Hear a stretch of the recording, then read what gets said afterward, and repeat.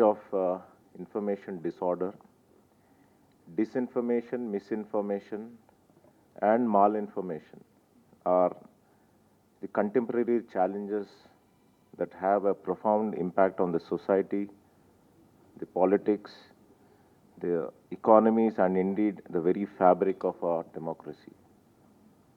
As representatives of law enforcement and digital media, we share an enormous responsibility to address this problem head on, and it is our duty to ensure the integrity of the truth. Let us start by clarifying what these terms mean. Misinformation refers to the spread of false information without harmful intent. It's just an accidental falsehood.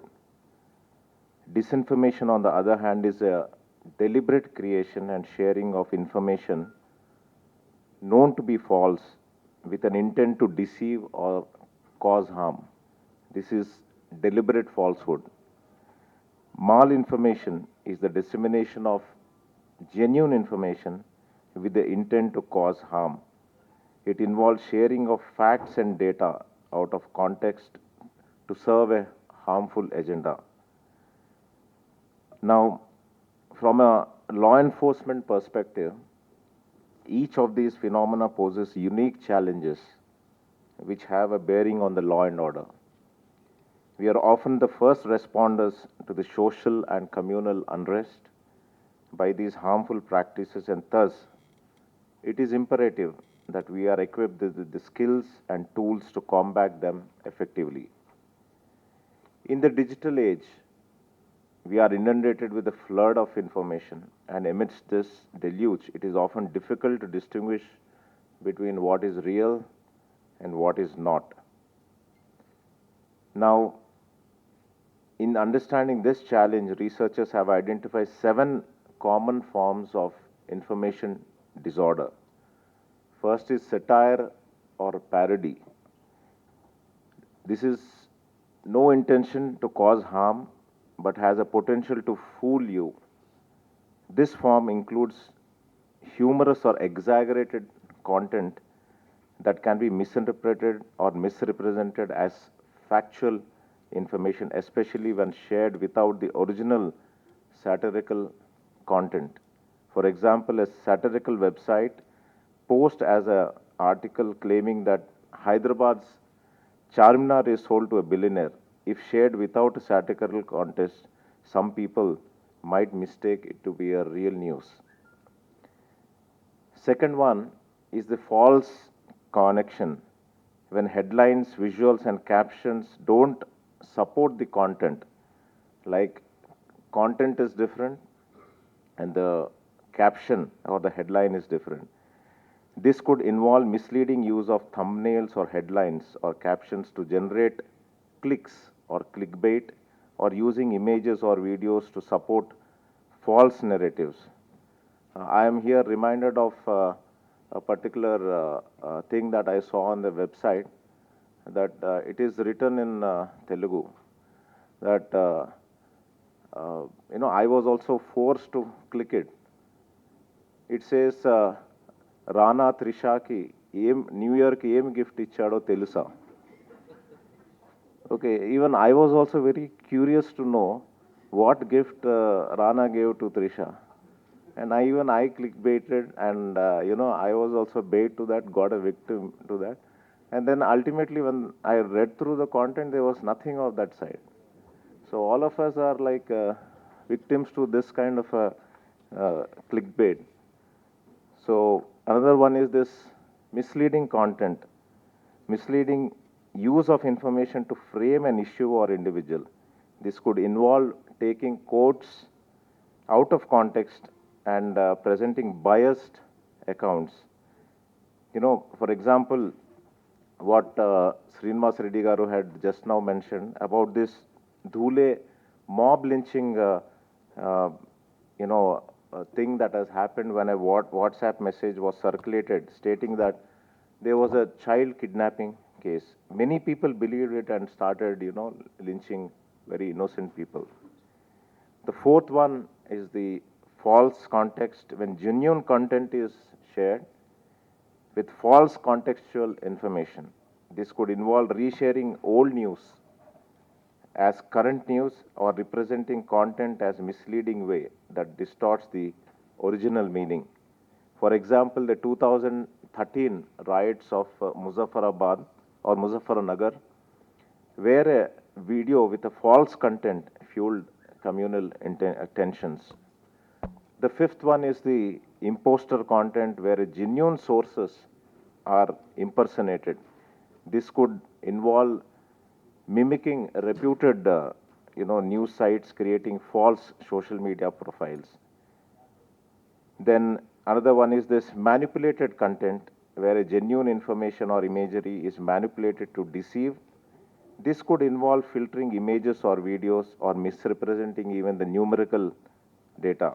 The last one is the fabricated content. That is it's a content is 100% false, designed to deceive or harm. For example, during the lockdown in Mumbai, what we have seen is there was this fake news that was shared and circulated that a particular train was starting from Bandra station. As a result, thousands of migrants, workers who gathered at the railway stations, leading to breakdown of public order. Understanding these 7 types of information disorder helps us to navigate the information landscape, enabling us to distinguish between reliable and unreliable sources and to critically analyze the content we consume and share. This is an essential skill for living in a digital age and key step towards combating the spread of disinformation, misinformation, and malinformation. So, firstly, we need to train ourselves to recognize the signs of misinformation, disinformation, and malinformation. This includes understanding the digital landscape, the mechanics of the social media platforms, and the way information is spread online. Secondly, we need to strengthen and have a good collaboration with the industries, particularly the tech company. They are the custodians of platforms where much of the information is disseminated, and their cooperation is crucial. Thirdly, we must forge a robust partnership with the media. Journalists play a vital role in shaping public opinion, and in a world where anyone can be a source of news, the role of professional journalists is more critical than ever. We need to work together to ensure that accurate, fact checked information is what reaches the public. On our, on our part, as digital media journalists, we must commit to rigorous fact checking and verification of resources. Use our platforms to educate audiences about the dangers of spreading unverified information. However, in India, fake news and disinformation is hard to detect. There are some challenges.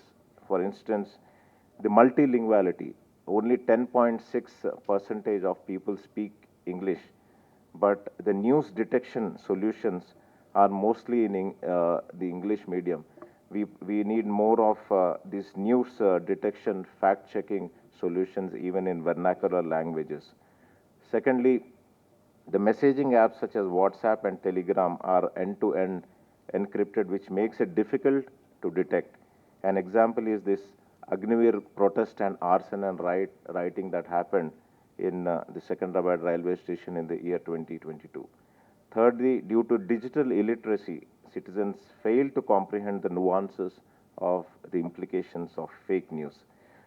Thirdly, and the last one is this, and that fact checking is also a time consuming process. As Winston Churchill said, a lie gets halfway round the world before the truth has a chance to get its pants on. So, another way to deal with these is to consider partnering with fact checking organizations to debunk false stories and make these corrections as visible as original errors. In face of disinformation, misinformation, and malinformation epidemic, we must remember that our ultimate goal is to protect the truth. This is not just a law enforcement issue or a media issue, it's a societal issue, and we have to play a part in that. Supreme Court, while quoting the Director General of WHO, has stated that we are not just fighting an epidemic, we are fighting an infodemic. Fake news spreads faster and more easily than the virus, and it is just as dangerous. Together, we can combat these harmful practices and ensure truth and accuracy prevails in the digital world, lest we lose our trust and credibility. We're looking forward to working with you to bring more order to the information landscape. Thank you, Anil Garu, and Krishna SCSC for organizing this event. Thank you once more.